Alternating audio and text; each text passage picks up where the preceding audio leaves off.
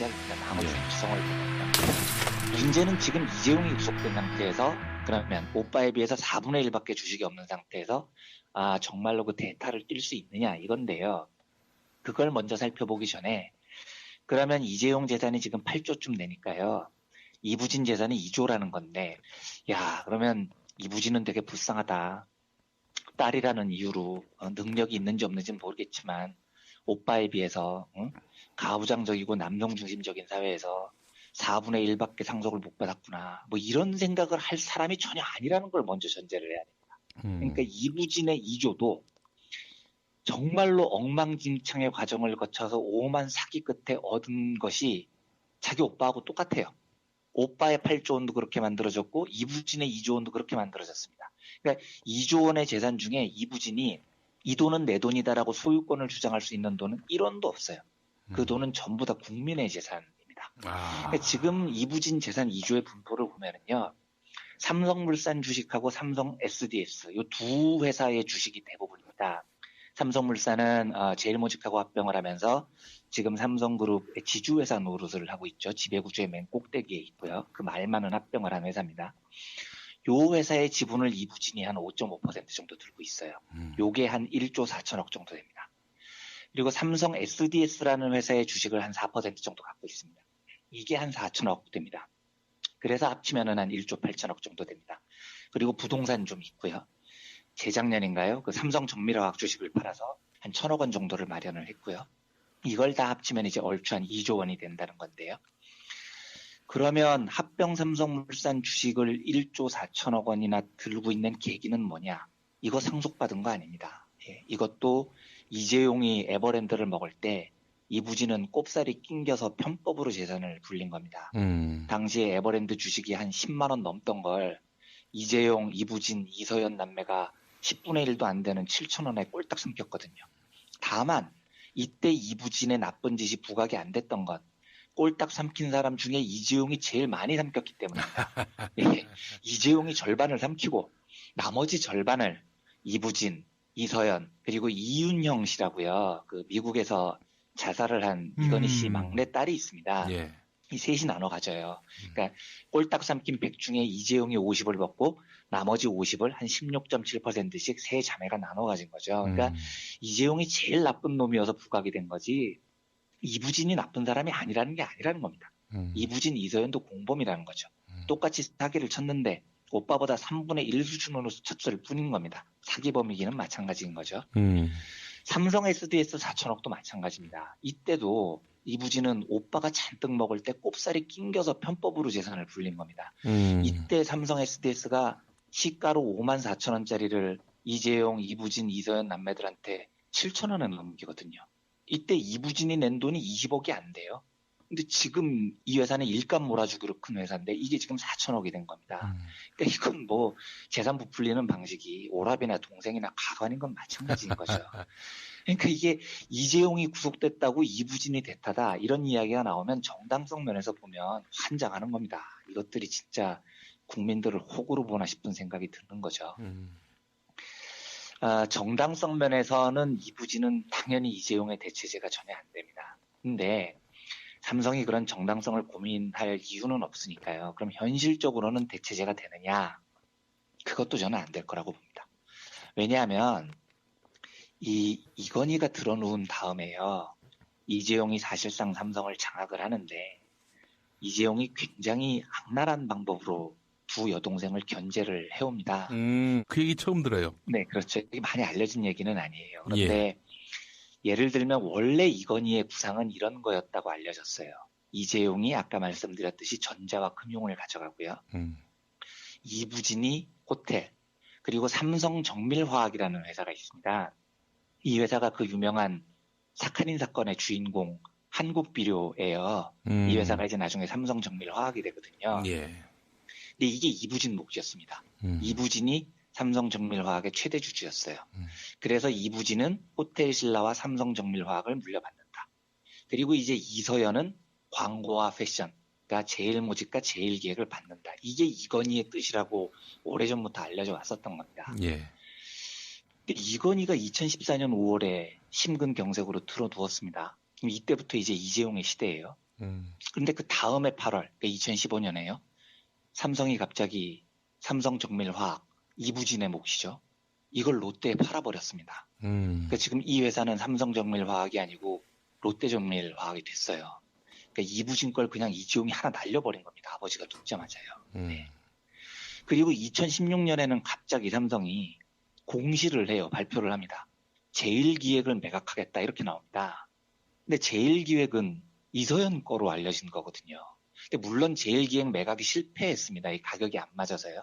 그래서 아직도 지금 제일기획이 삼성 계열사이긴 한데 어쨌든 이재용은 아버지가 들어놓으니까 제일 처음에는 이부진 회사 하나 날리고 그 다음에는 이서연 거라고 생각했던 제일기획을 날리려고 한 거죠. 예. 그러니까 그렇게 오빠가 하나씩 날리고 보니 여동생들에게 남은 건 이부진한테는 호텔신라, 이서연한테는 패션밖에 없어져 버린 겁니다. 그런데 패션이라는 건 제일모직이거든요.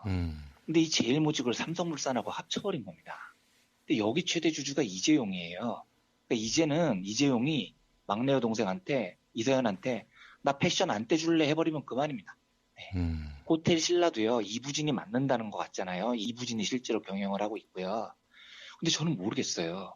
이부진이 호텔 신라 주식을 한 주도 안 가지고 있습니다. 그러니까 무슨 말이냐면 이건희는 재산을 두 딸에게 잘 쪼개줄 생각이 있었던 것 같아요. 예. 그런데 쪼개주기 전에 들어누워 버린 겁니다. 그리고 그 3년 동안 삼성은 아주 빠른 속도로 이재용 중심으로 재편이 됐습니다. 그리고 이재용은 두 여동생이 자기에게 맞설 힘을 완전히 뺏어버렸어요. 그러니까 지금 두 여동생은 이재용하고 맞설 힘이 없습니다. 제가 보기에 유일하게 이부진이나 이서연에게 남은 희망은 만약에 이재용의 대체제가 되거나 이재용과 뭔가 한번 붙어보려면 예. 유일한 변수는 아버지가 갑자기 살아나거나 예, 아니면 아버지가 죽더라도 혹은 뭐 이미 죽었다는 소문도 있죠. 이건희의 재산 상속권을 어머니 홍라희가 가질 가능성이 있습니다. 이게 유서가 결정이 안 됐다면은요. 그러니까 유서 작성이 끝난 게 아니고 와이프 홍라희가 만약에 이 재산 배분권을 가지고 있으면 이러면 두 딸이 한 번쯤은 희망을 가질 수 있을 겁니다. 그런데 이것도 저는 어려울 거라고 봐요. 왜냐하면 홍라희 혼자서 지금 이미 이재용 중심으로 구도가 짜여진 삼성그룹 전체와 미래전략실하고 맞서기 어려울 겁니다. 이 홍라희에게도 조직이 있어야 되는데요.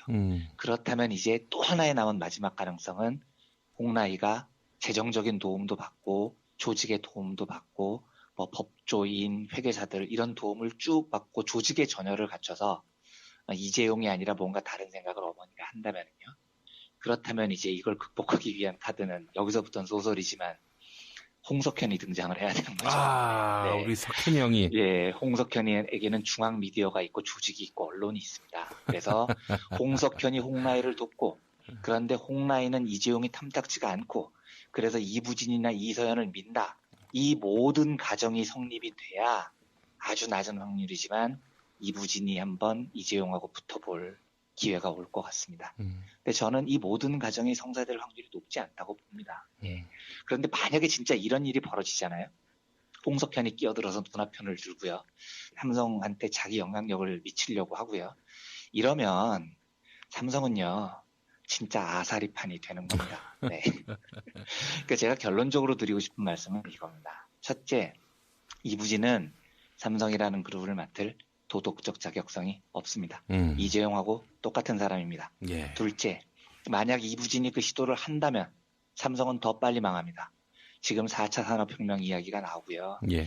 저희 최동석 박사님께서 늘 강조하시지만 이 시대에는 리더십이 분권화돼야 되고 네트워크가 강화돼야 되고 이래야 기업이 살아남을까 말까 한 시대에 삼성은요 지금 조선시대 궁중암투를 벌이기 시작한다는 거예요. 개그도 이런 개그가 없는 거죠. 왕자는 뒤주에 갇혔고요. 공주는 어머니와 외삼촌을 끼고 반란을 시도하고요. 예. 과연 누가 이길 것인가 이 지랄을 하고 있는 건데 21세기 백주 대낮에 글로벌 기업 안에서 우리가 이 조선시대 사극을 보고 있어야 되는 겁니다. 근데 진짜 이런 일이 벌어지면 쪽팔린 걸 떠나서 삼성이 버티지를 못할 겁니다. 그러니까 삼성은 이재용이 오래 갇힐 각오를 하고요. 일단 전문 경영인 체제부터 빨리 점검을 해야 됩니다. 네, 능력도 안 되고 자격도 안 되는 이부진 들먹이지 말고요. 이사회 강화하고 주주 의결권 강화해서 일단 주주 자본주의 시스템이라도 갖추라는 거죠. 예. 그러면 그 다음에는 우리가 시민들이 또 새 정부가 알아서 제가 과거에 한번 말씀드렸지만 이해 당사자 이론에 입각해서 주주들뿐 아니라 노조나 소비자 단체나 지역 단체가 적절하게 삼성을 제어하면서 더 나은 방향의 의사결정을 할 수 있도록 그 개혁하는 시스템은 이제 시민사회의 몫입니다. 그러니까 삼성은 궁중암투를 당장 집어치우고요. 최소한 주식회사에 걸맞은 기초적인 모습부터 지금 갖춰나갈 예. 생각을 해야 됩니다. 예. 물론 뭐 제가 보기에 그럴 가능성은 매우 낮기 때문에 예. 빠른 시간 안에 시민사회와 새 정부가 재벌의 운영 시스템에 대해서 개입할 수 있는 사회적인 큰 그림을 그려낼 필요가 있지만요. 예, 뭐 아무튼 오늘은 조금 가볍게 들으시라고요. 네. 이부진 대체론에 대해서 좀 이런저런 잡얘기를 곁들여서 예. 편안하게 이야기를 드려봤습니다. 뭐 어디까지나 상상의 영역이겠습니다만은 네. 이부진은 오빠의 구속을 어떻게 보고 있을까요? 그러게요. 참. 그러니까 이부진이 정말로 알려진 바대로 야심이 있는 사람이라면 예. 이번을 기회로 볼 수는 있을 것 같아요. 제가 아까 말씀을 드렸듯이 매우 어려운 과정이지만 이재용이 올해 구속이 돼야 되고 어머니는 이재용을 탐탁하게 생각하지 않고 홍석현이 개입을 하고 홍석현에게는 삼성그룹과 맞설 능력이 있고 뭐 이런 여러 전제가 성립이 돼야 되지만 근데 이상하게도 권력자들은요. 제3자가 보기에는 가능성이 굉장히 낮은데도 착각을 하는 경우들이 많더라고요. 예. 내가 하면 될 수 있어. 그러니까 1%, 2%도 안 되는 사람들이 국회의원 출마하는 게 그런 거라면서요. 하면 꼭 될 것 같고 반란을 일으키는 것도 그런 거고요. 이부진이 만약에 야심이 있었다면 오빠의 구속을 좋게 볼 수도 있겠죠. 자기한테는 기회라고 생각할 수도 있을 것 같습니다. 네. 예. 알겠습니다. 자, 오늘도 우리 이완대 기자와 함께 상세히 경제 이슈 짚어봤습니다. 말씀 잘 들었습니다. 네, 감사합니다.